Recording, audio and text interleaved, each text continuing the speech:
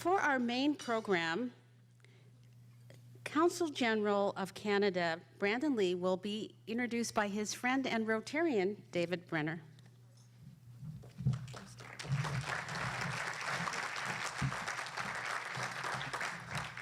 Oh, Canada. Sometimes, despite all evidence to the contrary, we still think of Canada as an abstract land of vaguely unthreatening people, instead of the powerhouse of productivity it is today. Our speaker, Brandon Lee, perfectly embodies that dynamic powerhouse. But as we've learned in the 2 years since Brandon joined our club, Brandon also has the qualities of friendliness, civility, and generosity of spirit that make some of us think of Canada as our ultimate bolt hole if things get too unmanageable down here. Brandon holds double degrees in international trade and economics from McMaster University in Ontario. For 8 years, he worked in Canada's growing technology sector. But in 2004, he made a big career shift, putting his private sector knowledge to work as a diplomat for Canada's Department of Foreign Affairs and International Trade. For 8 years, he served as the department's Deputy Director for Policy and Strategic Planning, and then the department's first Director of Innovation. So you see, Brandon is very comfortable with change. So comfortable that from 2011 to 2014, he was appointed as a strategic change agent in various roles in Geneva, Switzerland, with the World Health Organization and the International Red Cross. In 2015, Brandon became Canada's Consul General in San Francisco, which is effectively Canada's ambassador to big tech in Silicon Valley. There he supervised over 30 people in offices in San Francisco and Palo Alto before becoming appointed as Canada's Consul General in the real world of big tech here in Seattle in late 2017. When not being a suave diplomat, Brandon is a longtime yoga practitioner and instructor. Brandon is married to Giovanna, who I understand is more than his equal in both the workplace and at the podium and in the yoga studio, and who will be meeting in this club later this fall. Brandon's talk today opens a window on diplomacy between sovereign nations and big technology from a place of deep expertise. Brandon will also be discussing the technology arms race between nations, and maybe he will touch, we hope, on the competition between Paris and Montreal to be the UN's new Center for Artificial Intelligence. Our speaker for October 30, next month, Tom Burt, who is Microsoft's Vice President for Cybersecurity and Consumer Trust, will bookend Brandon's talk today by speaking from the big tech side of the window. So without further ado, let's welcome our fellow club member and Canada's Consul General, Brandon Lee.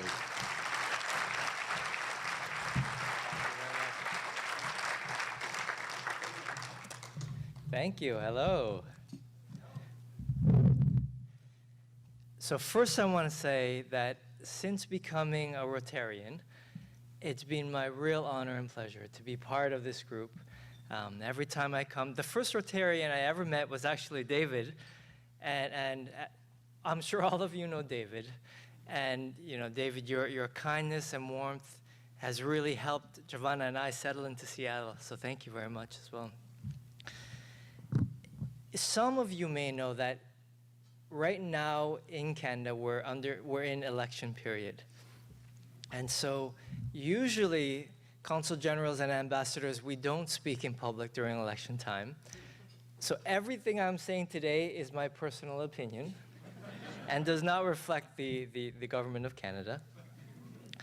But you know, since coming to Rotary and seeing how dynamic and how diverse all of you are, I thought today I would take a bit of a risk and peel back the curtain of government and how we look at things and how we're looking at the changes that are coming.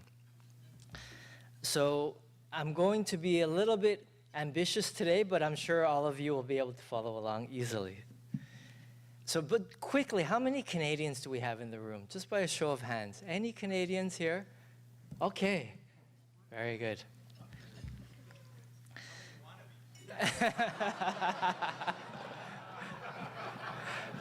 I'll have the passport application forms here up at the front. So for this talk, I thought I would begin, as we were preparing for what to speak about and what to share, I thought I have to actually reverse and start at the beginning before I can get to the end. Because as my time as Canada's ambassador to Silicon Valley, and now I'm one of the digital advisors internationally on the digital economy for Canada, the amount of misunderstanding or different and varied understanding of very even clear concepts, let alone the more abstract, esoteric concepts, is very broad. So I thought today, just looking at the breadth of what we have, I thought I would start actually with some baseline setting definitions and then working forward, and then we can get to the juicier stuff towards the end. Hopefully there's time. But as you've seen, geopolitics in the world, just in the past few years, on every continent is changing.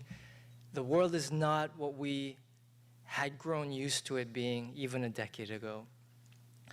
Every of the major powers, from the Canadian point of view, the US has become an unreliable partner.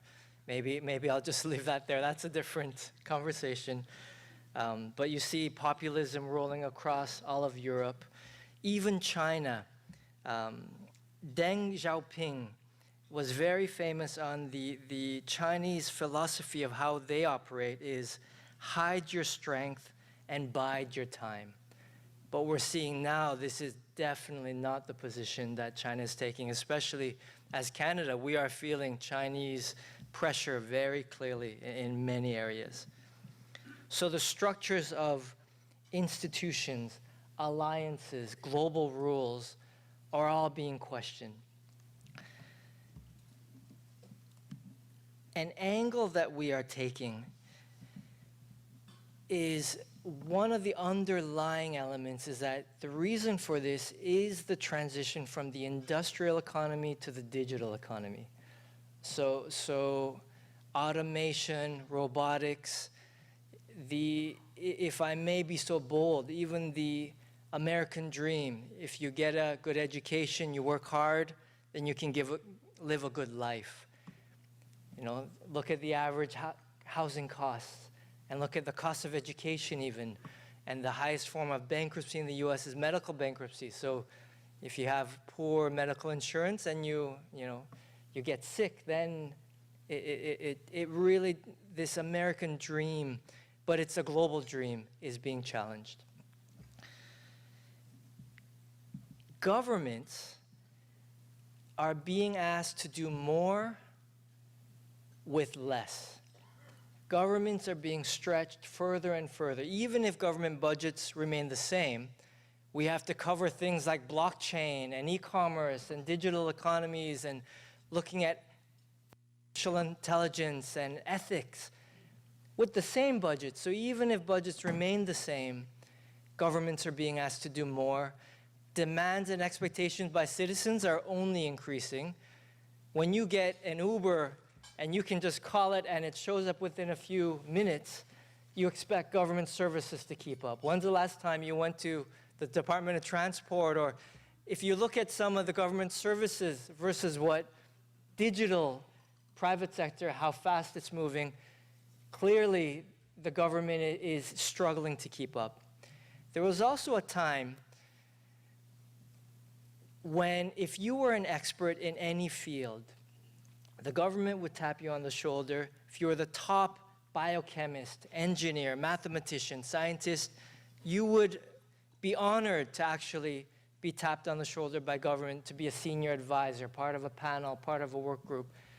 And now the perception of public service and bureaucracy is, even those words, being a bureaucrat or public service has an emotional charge, doesn't it? And so in this time, in fact, I was in a retreat where we were building our Canada-US strategy, and some of the the cabinet members and the prime minister, we said, actually, we have to make working for government cool again. And we have to bring in the top minds. But still, when we come to artificial intelligence and the pace of technology, the only way we can build a better tomorrow and make sure that societies are maintained and elevated is collaboration between all sectors, public, private, academia, think tanks, religious institutions. We must all collaborate and be at the table together.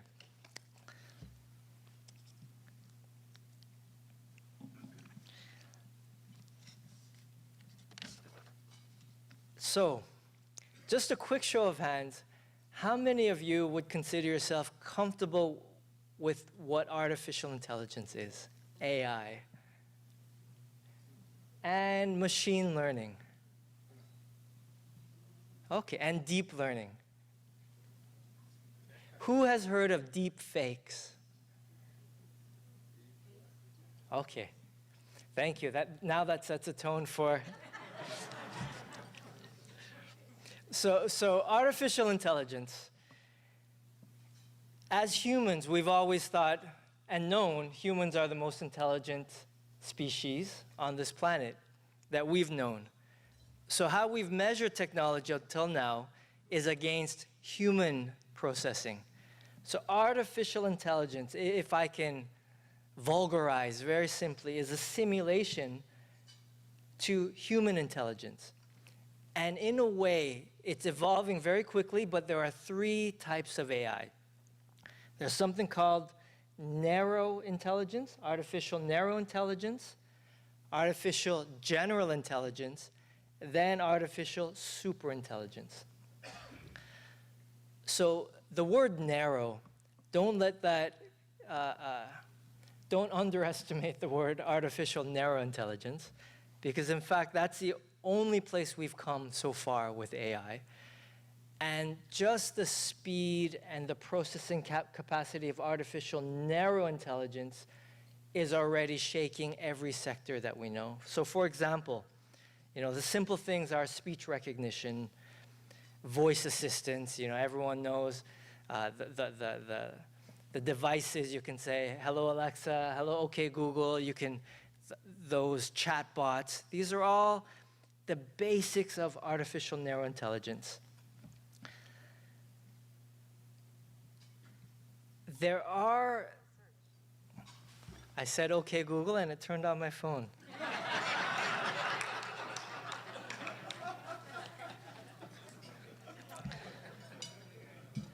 So the term deepfake is something where if you've seen, there are YouTube videos now if you want to search deepfake, where somebody says something. So my speech, if you're video recording me now, then you put on an algorithm and you change my face for Barack Obama. And that is considered a deep fake. So every lip movement, every word I'm saying, his face is saying instead of mine on the video. Now this, we all know Star Wars and special effects. This is a simple algorithm.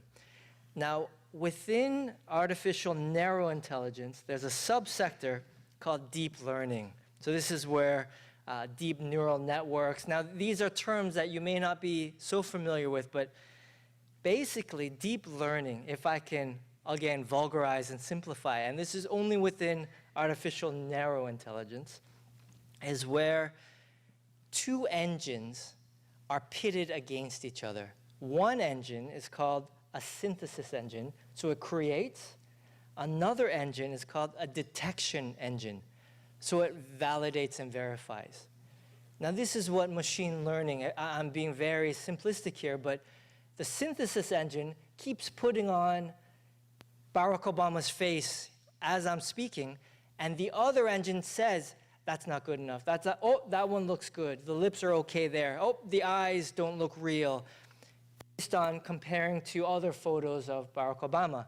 So these two engines are continuously learning against each other, and when the detection engine says, that looks good now, it looks like it could pass for Barack Obama, then it gets released. And so this is where machines are self-learning based on algorithms pitted against each other. This morning, there was a study that was released on a study that we've been waiting for a while, where it's machine vision, computer vision. Can a machine algorithm identify correctly what professionals with decades of experience are looking at? So there was a study that came out on medical diagnoses based on images. And the study confirmed that actually with artificial narrow intelligence, we are equal at par.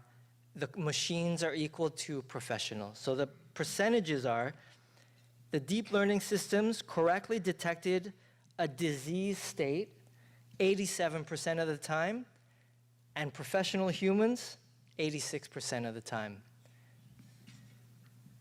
Correctly giving an all clear, there is no disease, the machine learning came 93% of the time correct, humans 91% of the time.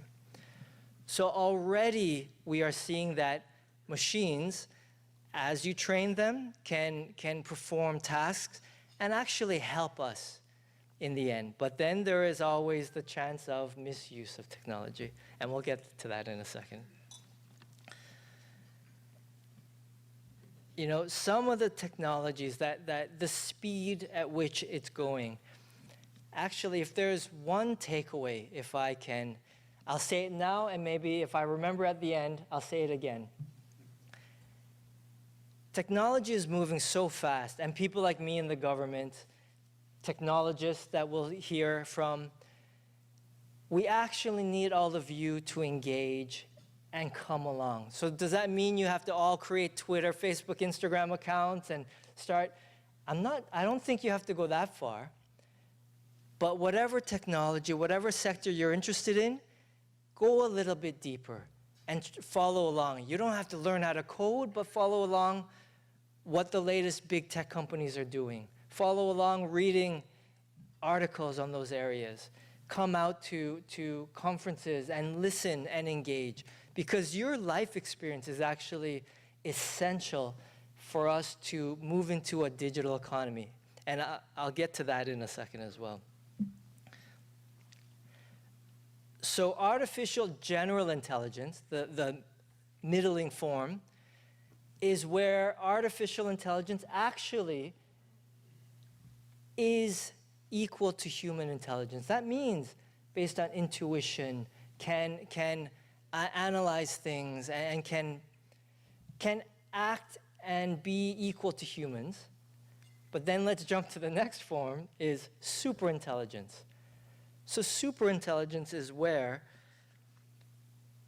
artificial intelligence can do things that we cannot even imagine, that can surpass human capacity, processing capacity, and really change the realm of the possible. Now this is where, when we speak about AI, the Terminator, like all these future scenarios come up. And we can have a full discussion on that, but I'll just say that whether it be within 10 years or 50 years that these superintelligent scenarios come, even if it's 50 years, from a government point of view, it's still necessary to look at now. If I were to tell you in 58 years, a Terminator would be here on this planet, wouldn't you expect government to start now? So just for comparison, and this is where I want to also light a little bit of a burning platform under all of you, in that the biologics, the speed our brain processes is approximately 200 bits per second. That's the average human. Of course, all of you are much advanced and much smarter than that. But a digital computer is about 5 gigahertz. So that's 5 billion bits per second. So if artificial general intelligence and then supercomputing comes along. And this is now, we're talking about the speed with which we process in 1 week. A digital general intelligence can process about 20,000 years worth during the time we would process in a week. So again, we're talking in the future, but these are the scenarios that are kind of the doomsday scenarios, but you can see the underpinnings of them. Now I'm going to move very quickly. What does this mean for all of us in the room? Being in San Francisco and Silicon Valley, one thing I would say is, with the digital economy, right now, one measure that we're using as government to look at the future of the digital economy is that there's something called a super region or a mega region or a super economy. How many of you have heard of mega regions? Okay. So right now, very quickly then, there's about 21 to 23 mega regions that exist in the world. And we estimate when the dust settles on the digital economy, there'll be about 40 mega regions in the world. These 40 mega regions will be responsible for 2/3 of global economic output and over 80% of global innovation output. If you look at the number of countries in the world, 40 mega regions means a lot of people are outside of this. Now, when we look at Seattle, let's be very personal now. Seattle, as it is, does not qualify as a mega region. But when you combine Vancouver, Seattle to Portland, so this Cascadia corridor, it has the potential to become a mega region. So that's why next Wednesday I've been involved. There's the Cascadia Innovation Corridor Conference. This corridor is October 3rd, and we're doing just that, seeing if we can create a tie around this area, this region, to help it become a mega region in the world. So there are many things under this. We can unpack it maybe during the Q&A if you're interested. But with Cascadia, since coming here, it's one of the biggest 25 economies currently in the world. It's already one of the largest knowledge ecosystems. 38% of all the population has a degree. There is over $3 billion invested here per year. And it's only less than New York and Silicon Valley in the US. We create at least 500 startups per year, which is already 3rd globally. The average salary is $72,000 a year, which is top 3 globally. So there are some areas where we already have great global standing, but what the tension is, maybe I'll end here, is that as government, we're very different from private sector, where we're not concerned about market share, we're not concerned about growth. Our job is to help people live good lives and represent our country globally. With the emergence of the digital economy, we know every sector is going to undergo enormous change. With this enormous pivot, the role of government is to try and protect its own country first, and then the world as a second. But when we look at, the coming of the digital economy, a lot of people say when we used to have horse-drawn buggies and the automobile was introduced. That change was enormous. But that's only one sector that was affected in a time when there was relative stability. With the digital economy, every sector is going to be challenged in a time when economics is very unstable, politics is unstable, global relations, bilateral relations are increasingly unstable, rules-based institutions are increasingly being questioned. So my plea and my proposal here is that please engage. Your experience in your careers, what I believe the Cascadia Innovation Corridor, this region can show the world, is how to scale technology in a human, inclusive, diversive way where we build stronger communities and we take care of our environment while participating in the digital economy. So thank you.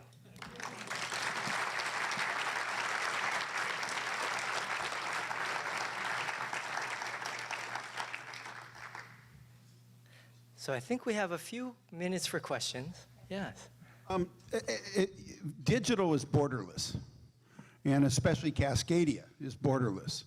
Right now in the UK, the US, and Israel, you have this strong sort of nationalistic, separatist kind of mentality.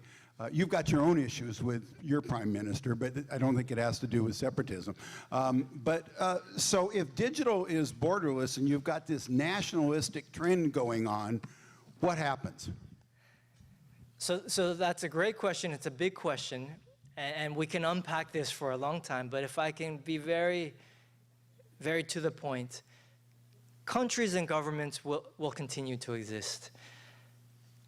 But so when we look at the future of governments and borders, in fact, we're looking more at something called communities where, based on the thematic and the subject, communities will come together. So for example, when the US as a nation withdrew from climate action and withdrawing from the Paris Accord, Canada, we filled in, but then we saw California, Washington, New York, Oregon stepping up and signing as states on behalf. So depending on the issue, cybersecurity, ethical artificial intelligence, climate change, pipelines, whatever, we will see subnational communities coming together. So for example, one of the things, if we're going to have a Cascadia Innovation Corridor, one of the key foundations is, just to bring it back to us, is transportation. So last year we launched a direct flight from downtown Seattle to downtown Vancouver by floatplane. Part of this discussion now is an ultra high-speed rail going from Vancouver all the way to Portland. But part of the ultra high-speed rail is you can't stop at the border and have everyone on the train go through customs. So we're looking at pilots, facial recognition. There's all kinds of pilots that we're looking at now. So this is where we have to get very granular to actually address big questions. The super regions or mega regions, how many are there in the United States, and what are some of the smaller ones that, where's the dividing line that leaves Seattle out? Yeah, so that's a great question, and that, it depends on how you peel the banana. You can peel it many ways, but generally, there's nothing special there actually. It's population, GDP, geographic size, and these kind of measurements. So the US right now actually has 4 or 5 global mega regions already. So San Francisco to San Jose is one. Extended, broader New York, which sometimes even includes Boston and all around. But then when you look at global mega regions, like in Tokyo is already a mega region. If you look Hong Kong, we'll see what the political future there is. But there are about 21 to 23 that exist. The reason Seattle's population just doesn't get up there, the geographic area just doesn't get there, but as a Cascadia region, it does. But again, we could unpack this a lot further. Thank you for asking. Question in the back. Yeah. Consul General, thank you for your remarks. Is this something that we have a choice about?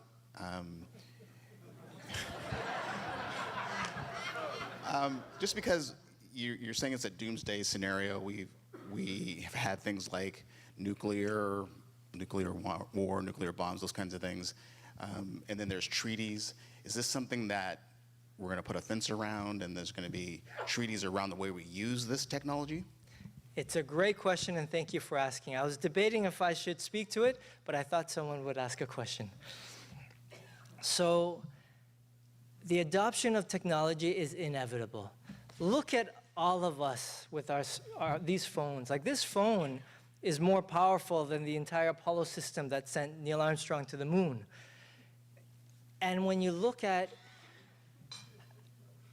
it's the economic drivers which makes technology inevitable. Like, when we travel, I remember when I would, even within the US and Canada, I would print out how many papers and draw the route of the path I needed to take to get somewhere, to go camping or somewhere new. Now with GPS, foreign languages, foreign, street signs that I can't even read, I'm renting cars because of GPS. So it's inevitable because the efficiencies to gain, the health, the economic benefits are inevitable. The direction it will go is not known.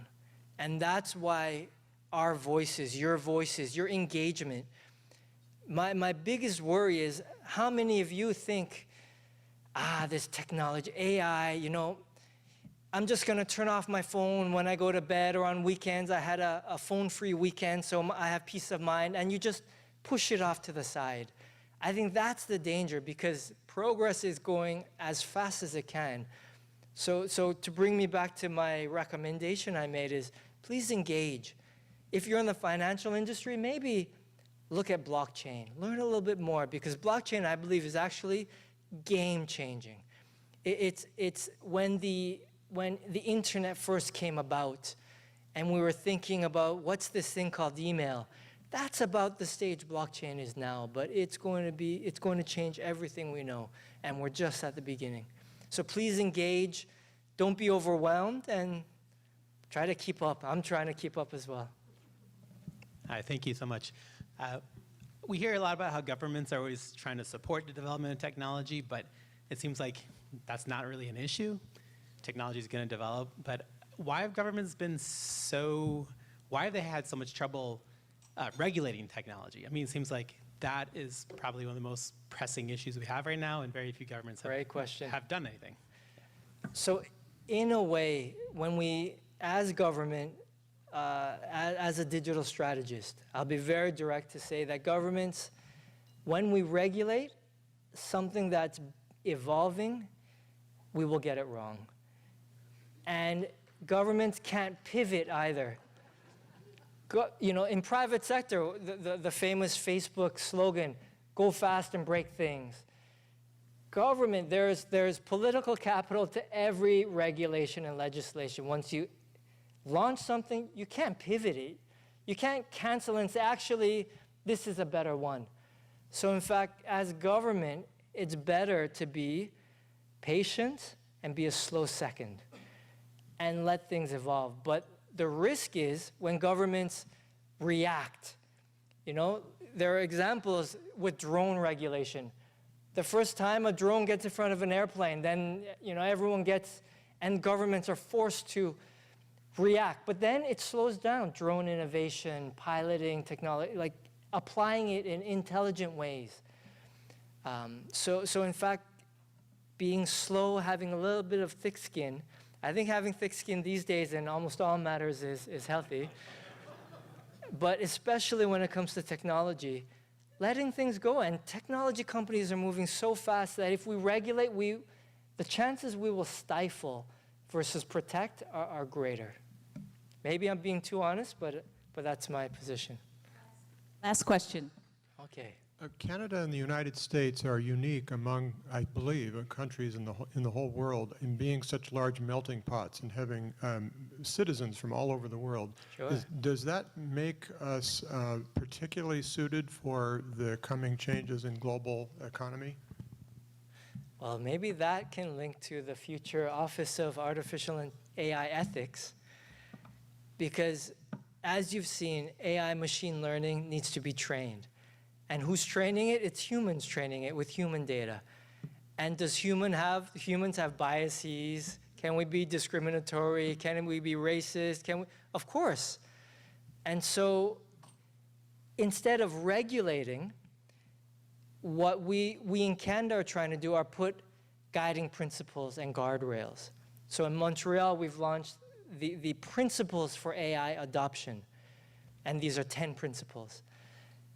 But to your point exactly, the more diverse we are, like in Canada, we're even integrating our First Nations communities so that it's completely inclusive, let alone all the international races. We're trying to be as inclusive as possible.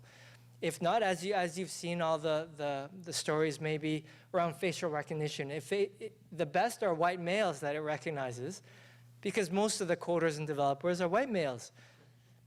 That's natural.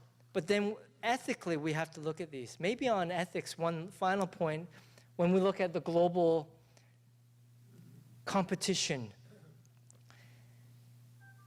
Korea, Japan, China, they've all come out with their AI ethics frameworks. Only the Montreal one, they're very similar, but Montreal has one difference: democratic values. Democracy is part of the Montreal ethical value suite that we presented at the G7, which is different than some of the Asian countries' principles that are coming out. Thank you.